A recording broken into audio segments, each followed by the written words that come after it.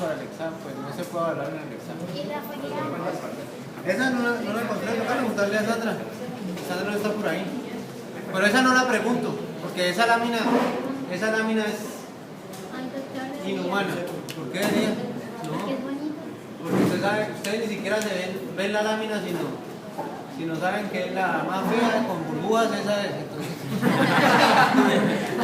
Bueno, otra vez labio, la superficie cutánea, la superficie del vermellón que empieza.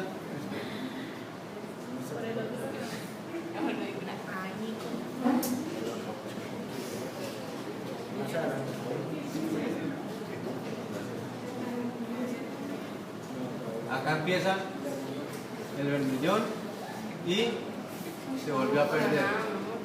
O sea que esta lámina de un labio no alcanza a representar todas las tres capas. Esta es la misma.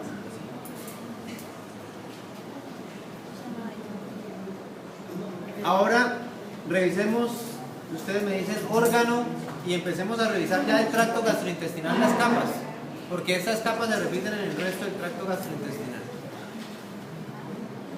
¿Qué órgano es este? Esófago. ¿Cómo se llama esta estructura? Muscular de la mucosa. Es como estructura muscular de la mucosa. Como capa señalada.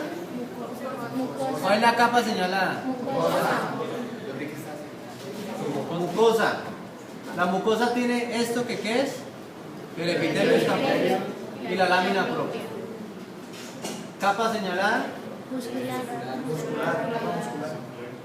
Muscular propia. ¿Qué tipo de músculo hay en esa muscular propia?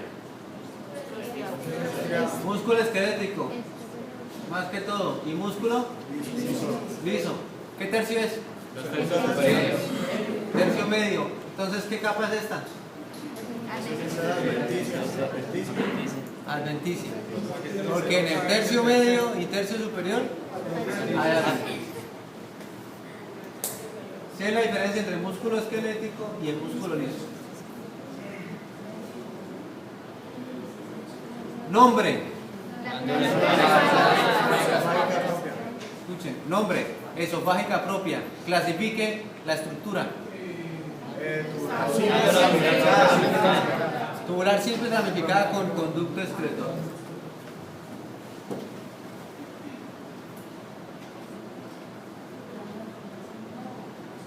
Exactamente señalado. Conducto excretor de la glándula esofágica propia, y acá está la glándula esofágica propia, que ustedes ya la conocen, ya se la tienen bien estudiadita. ¿Sí? En esófago no se alcanza a ver tan bien los plexos mientéricos, ni el submucoso. En realidad el submucoso es difícil de observar.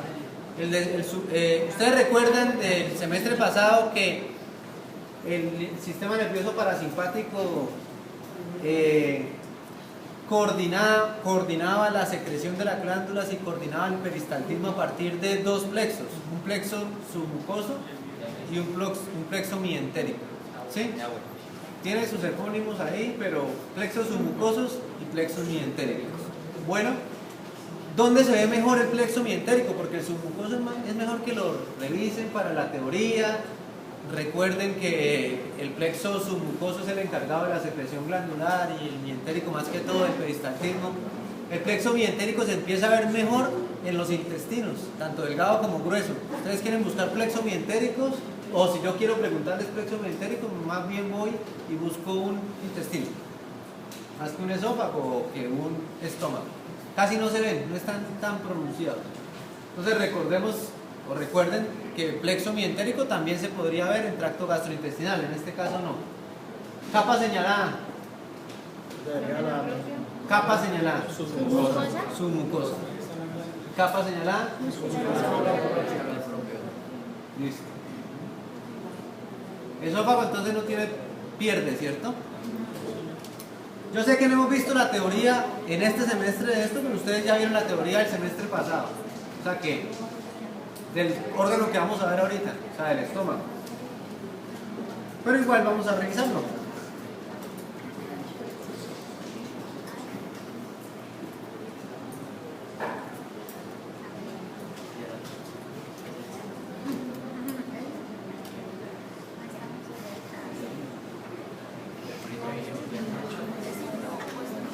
Pero como que eso sí. No, es que yo cogí todas las que decían estómago y... Me cambian entonces. Me cambian entonces.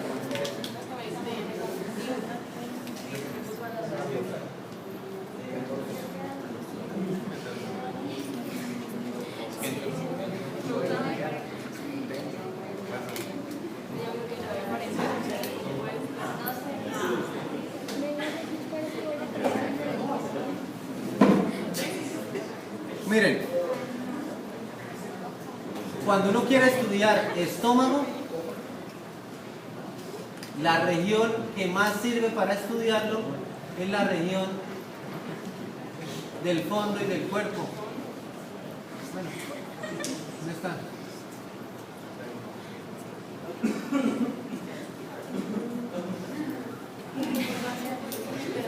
Oiga, ¿sí qué placa está? Espera. No, esta placa no está. Es la región del fondo y del cuerpo. Miren, están muy habladores allá atrás. Si no quieren, pueden irse a partir desde ya. El estómago tiene las mismas capas del resto del tracto gastrointestinal. Tiene una mucosa. ¿Qué característica tiene esa mucosa? Que tiene unas glándulas que se ramifican. Por eso es que el estómago, la mucosa del estómago es muy, pero muy gruesa.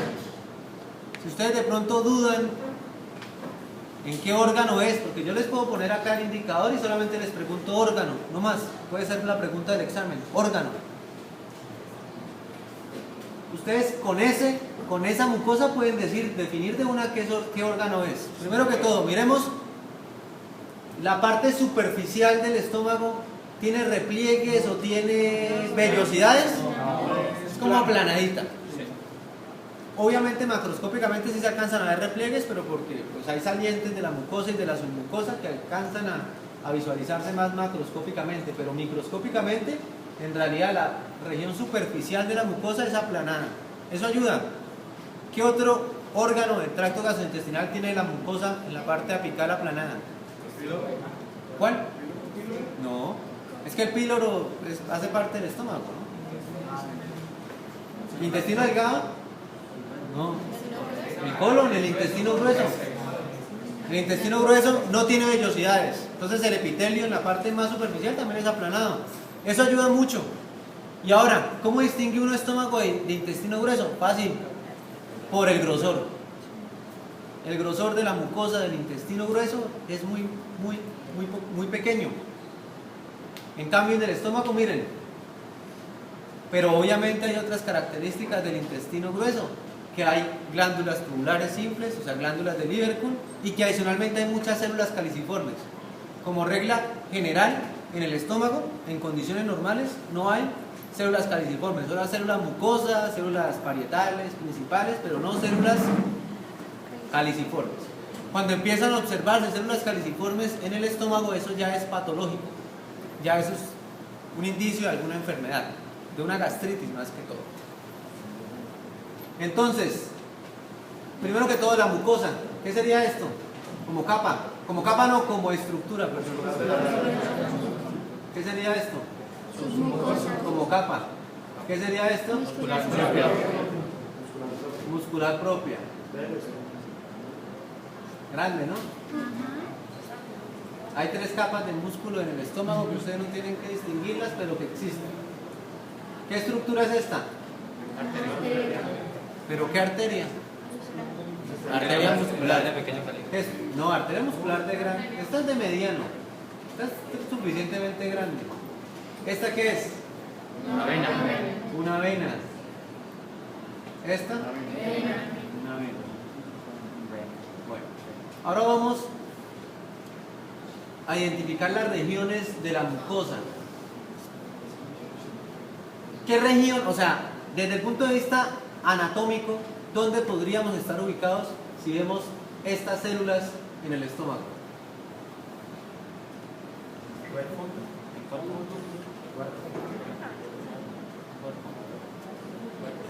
Estas células, ¿qué color tienen el citoplasma de estas células? Rosado. ¿Cómo se llaman esas células? Parietales. Entonces, recordemos que las células parietales son las que se ubican en el fondo y en el cuerpo, ¿cierto? Las células parietales. También las principales. O sea que desde el punto de vista histológico, si uno ve esa lámina, uno podría ubicar anatómicamente el corte o dónde se hizo el corte de esa lámina. En el fondo. La región, podría yo hasta preguntarles, órgano y región, ¿cuál sería la respuesta?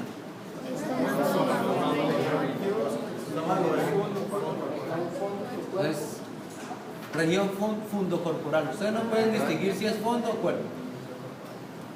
Bueno, ¿cómo se llama esta invaginación? Fosita o foveola gástrica. Obviamente, pues vamos a ver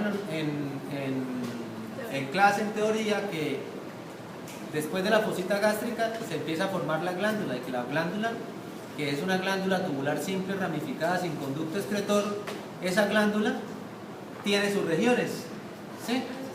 Una región del istmo, otra del cuello, y ya la glándula como tal, fondo de la glándula, la que se ramifica.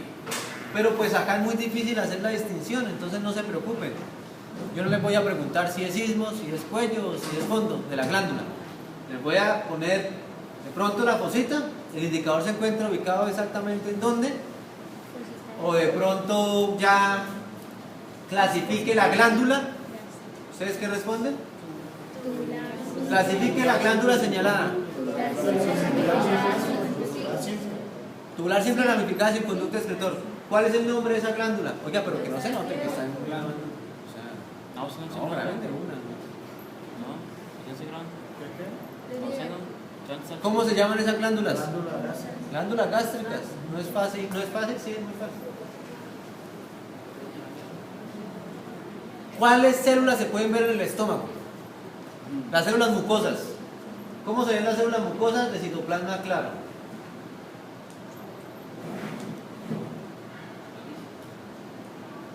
¿Cierto? Esta es una célula mucosa. ¿Qué célula es esta?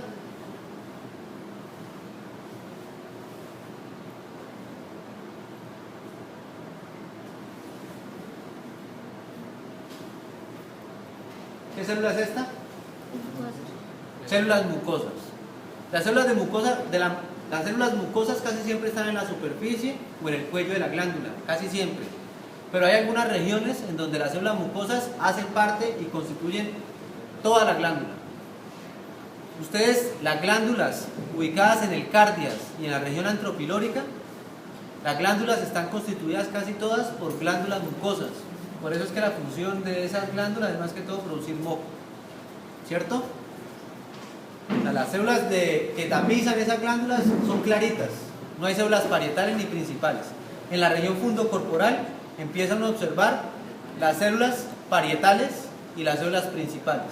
Entonces, ahora sí, ¿cuáles son las células que podríamos visualizar histológicamente en el estómago? Las células mucosas, las células parietales, las células principales. Las que se ven mejor en esta lámina, que es un poco feita y viejita, son las parietales, y otras células neuroendocrinas y unas células regenerativas, que esas pues es más que todo que lo recuerden para teoría. Entonces estas serían células mucosas, y las otras que se pueden ver bien son estas, parietales. Entonces, función o dos funciones puede ser la pregunta. Una, producción de ácido clorhídrico, y otra, producción de factor intrínseco. Van a buscar para la otra clase qué es el factor intrínseco. ¿Cuál es la función del factor intrínseco? ¿Ya saben?